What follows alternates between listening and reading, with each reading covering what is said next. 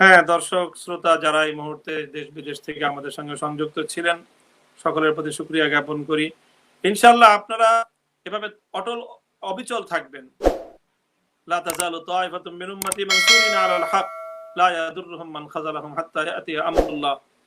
বাতিল অনেক সর্বগ্রাসী রূপ নিয়ে আবির্ভূত হবে, কিন্তু যারা হকের ঝান্ডা নিয়ে দাঁড়িয়ে থাকবে তাদেরকে ইনশাআল্লাহ কোনোভাবেই পরাস্ত করতে পারবে না, তাদেরকে নিশ্চিহ্ন করতে পারবে না।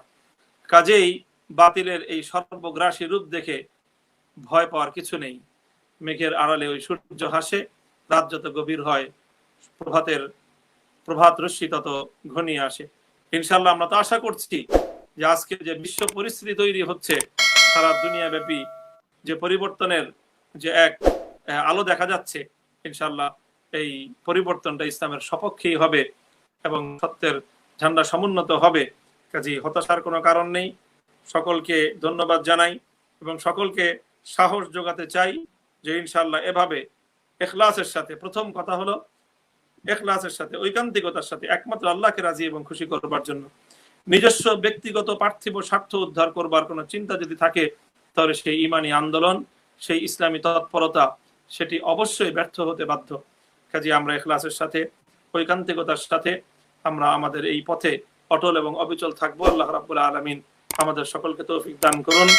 এবং মাওলানা রাফি বিন মুনির, যিনি আজকে আমরা একসঙ্গে এই কর্মসূচিতে, আজকের এই প্রোগ্রামে সংযুক্ত থাকলাম, আপনাকেও অনেক অনেক ধন্যবাদ এবং শুকরিয়া জ্ঞাপন করছি সকল বিষয়টুকু সম্পূর্ণ সুন্দরভাবে আয়োজন করবার জন্য। এবং আপনার মাধ্যমে আপনার পেজে যারা দর্শক শ্রোতা রয়েছেন তাদের সকলকে আমি ধন্যবাদ এবং শুকরিয়া জ্ঞাপন করছি। জি মোহতারাম, আমরা সবাই, আমিও আপনার দর্শক, আমি সহ সবাই আপনার নেক হায়াত কামনা করি এবং আপনাকে আমরা খুব ভালোবাসি। আপনার থেকে আমরা দ্বীনি চেতনায় উজ্জীবিত হই। আল্লাহ তাআলা আপনাকে নেক হায়াত দান করুন এবং ভবিষ্যতে ইসলামী আন্দোলনকে সারা বিশ্বময় করার জন্য আপনাকে আল্লাহ তাআলা কবুল করুন। আমরা সবাইকে অনেক অনেক মোবারকবাদ এবং অভিনন্দন জানিয়ে আজকের মতো বিদায় নিচ্ছি।